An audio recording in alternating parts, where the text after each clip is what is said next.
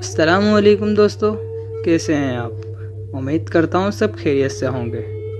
दोस्तों, मेरा नाम उबैद अंसारी है और मैं लाता हूँ आपके लिए हर रोज़ एक खौफनाक कहानी। तो ख़ुद को इस खौफनाक कहानी के लिए तैयार कर लें। अगले चंद मिनट आपकी ज़िंदगी को हमेशा के लिए बदल देंगे। दोस्तों, कहानी शुरू करने से पहले मेरी आपसे गुजारिश है कि हमारे YouTube चैनल अनोखी दुनिया के राज को सब्सक्राइब ज़रूर करें और कमेंट करके अपनी राय बताएं स्टोरी आपको कैसी लगी। तो चलें शुरू करते हैं आज की स्टोरी।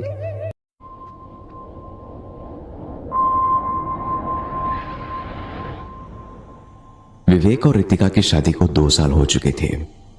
विवेक एक मार्केटिंग कंपनी में जॉब करता था और रितिका का अपना ऑनलाइन बिजनेस था। दोनों काफी खुशी से रहते थे। हाल ही में रितिका अपने मायके दिल्ली गई हुई थी। रितिका ने अपने घर को बहुत ही अच्छे से सजाया हुआ था। बढ़िया पर्दे, matching sofa set, designer carpet और एक बढ़िया सा शीशा जो कि ड्राइंग रूम में ही लगा हुआ था। विवेक को फुटबॉल का काफी शौक था और हुआ ये कि घर में ही एक दिन विवेक से फुटबॉल उछलते उछलते सीधा जाकर उसी शीशे से लग गई और शीशा टूट गया। अब विवेक भी क्या करता। पहले तो उसने वही शीशा ऑनलाइन और बाकी दुकानों में ढूंढने की कोशिश की, पर वैसा शीशा कहीं नहीं मिला।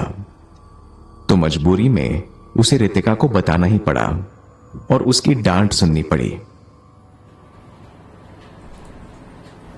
ऑफिस जाते ही उसने अपने दोस्त आशीष को पूछा, जो कि मुंबई का ही रहने वाला था। यार शीशा चाहिए, देख ऐसा कहाँ मिलेगा यार, सब जगह ढूंढा पर कहीं मिला नहीं, तू बता ना।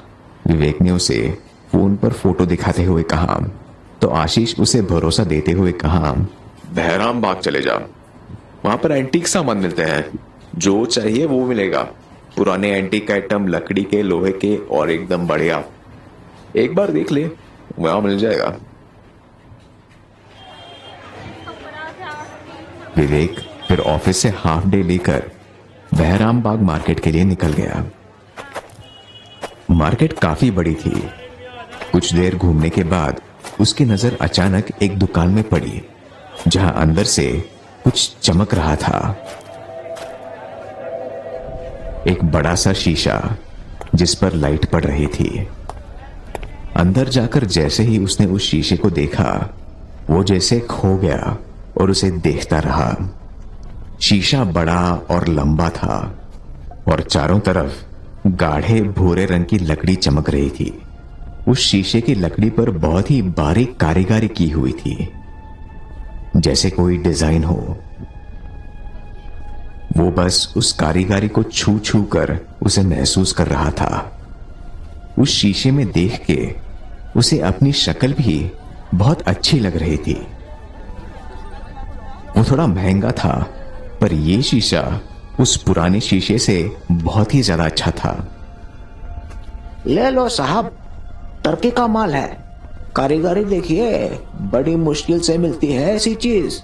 दुकानदार विवेक से बोला। वो सही कह रहा था। ऐसा शीशा तो उसने राजा महाराजाओं वाले फिल्मों में ही देखा था। इतना खूबसूरत कांच और ऊपर से भूरी लकड़ी पर वो हल्की सी कारीगरी। पैसे देकर उसने वो शीशा बुक किया और अगले ही दिन वो विवेक के घर में पहुंच चुका था।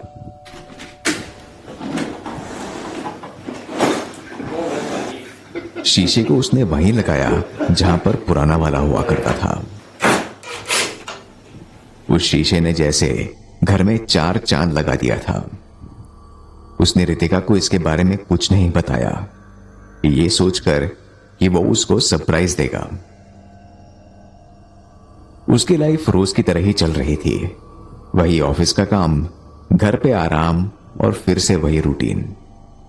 आजकल ऑफिस में काम बहुत ज्यादा था, तो रात को ठीक से सो नहीं रहा था। रात को काफी लेट से सोता था और सुबह जल्दी ऑफिस। एक दिन सुबह वो नहाकर ऑफिस के लिए तैयार हो रहा था।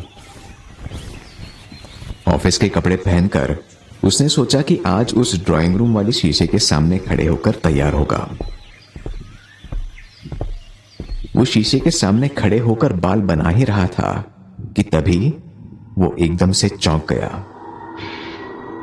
शीशे में अब उसकी परछाई नहीं दिख रही थी।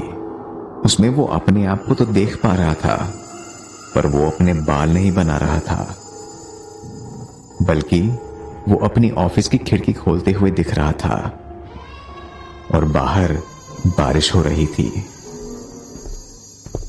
वो थोड़ा परेशान तो हुआ, पर क्योंकि उसे ऑफिस जल्दी पहुंचना था तो वो घर से निकल गया।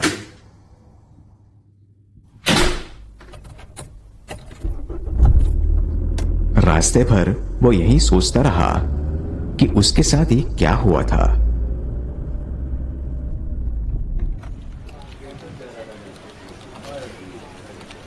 दोपहर में वो ऑफिस में बैठा काम कर रहा था।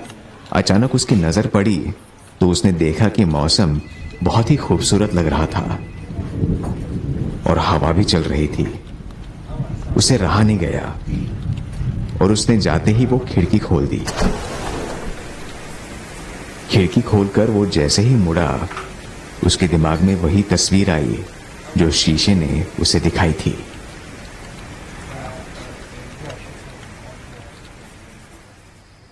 रात को घर पहुंचकर खाने के बाद जब वो उस शीशे के सामने फिर से खड़ा हुआ तो उसे फिर से उसकी परछाई नहीं दिखाई पड़ी,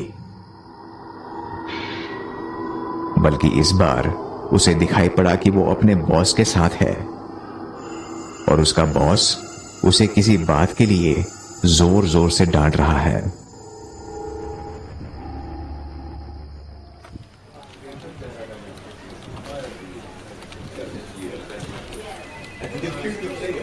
अगले दिन लंच के बाद उसका बॉस उसकी सीट पर गुस्से से लाल होता हुआ आया और जोर से उस पर चिल्लाया। ये बतरा का ऑर्डर हाथ से कैसे निकल गया? मैंने तुमको कहा था कि डेट्स का ध्यान रखो, लेकिन तुम्हारे दिमाग में तो कुछ घुसता ही नहीं। अब क्या जवाब दूंगा? पहले तो विवेक सिर नीचे करके उसकी डांट सुन रहा था, पर फिर अचानक उसे वही याद आया। यही तो उसने शीशे में भी देखा था। वो आगे अपने बॉस की सुन ही नहीं पाया और उस शीशे के बारे में ही सोचने लगा। उसे समझ आया कि वो आईना उसे भविष्यवाणी दे रहा है। वो थोड़ा परेशान हो गया। उसने सोचा कि वो कल जाकर उस शीशे वाले को इसके बारे में पूछेगा। वो शाम को घर लौटा और बियर पी रहा था। उसने शीशे को गौर से देखा तो उसकी लकड़ी वाली बारीक नक्काशी उसे कुछ अलग सी लग रही थी। पहले की डिजाइन और अब में कुछ फर्क लग रहा था। वो हल्के नशे में था और हिम्मत करके उसने फिर से शीशे में देखा तो उसके होश ही उड़ गए। शीशे में उसे दिखा कि रितिका और उसका ऑफिस का दोस्त आशीष दोनों एक साथ सोफे पर बैठे हुए थे और एक दूसरे को किस कर रहे थे। वो किसी होटल का कमरा था। उसे ध्यान आया कि अभी 2 दिन पहले ही आशीष किसी ऑफिस मीटिंग के लिए दिल्ली गया हुआ था और रितिका भी वहीं थी। वो एकदम टूट चुका था और गुस्से से भरा हुआ था। वो रात भर बैठकर शराब पीता रहा और आशीष और रितिका के बारे में ही सोचता रहा। सुबह 3 बजे तक पीने के बाद अंदर जाते हुए उसने शीशे पर फिर से जैसे ही नजर डाली तो उसे इस बार कुछ नहीं दिखा। बस कुछ आग सी जलती हुई दिखी और कुछ भी नहीं। आग का धुआं इतना ज्यादा था कि उसे कुछ और नहीं दिख रहा था। विवेक को इतना गुस्सा आया कि उसने विस्की की बोतल पकड़ी और सीधा शीशे पर मारने के लिए उछाली, लेकिन वो बोतल शीशे से बिना टकराए जैसे उस आईने के अंदर कहीं गिर गई और गायब हो गई। विवेक ये देख के हैरान और बहुत ज्यादा डर गया। तभी शीशे में उसे कुछ दिखाई दिया। एक भयानक से चेहरे वाला भूत। वो पूरा नंगा था और उसके पूरे शरीर पर फफोले पड़े हुए थे। वो पूरा गंजा था और उसके सिर पर पूरे कील जैसे कांटे निकले हुए थे। विवेक, 3 बज गए, चलो। कौन हो तुम? क्या चाहिए? पहले हमारी दुनिया में आओ, सब बताएंगे। देखो, तुम्हारा नाम भी लिखा हुआ है लकड़ी पर। विवेक ने ध्यान से देखा कि उस नक्काशी में बहुत छोटा छोटा सा उसका नाम भी लिख चुका था, बल्कि वो लकड़ी पर कोई कारीगरी नहीं थी, पर वो लोगों के नाम थे, छोटे छोटे, जो अभी तक उसे डिजाइन लग रहा था। विवेक अब सिर से पैर तक कांप रहा था। तभी उस भूत ने विवेक का हाथ पकड़ा और विवेक का शरीर जैसे पूरा जकड़ गया। वो बिल्कुल हिल नहीं पा रहा था, जैसे उसका पूरा शरीर पत्थर जैसा ठोस बन चुका हो।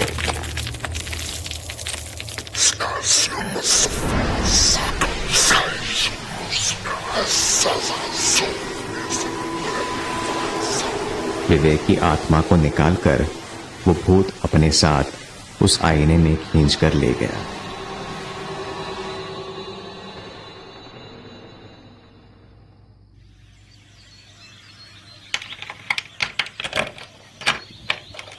दो दिन बाद विवेक की लाश उसकी बीवी को मिली और उसका अंतिम संस्कार किया गया। जलती हुई ये तस्वीर, वो आईना उसको पहले दिखा चुका था।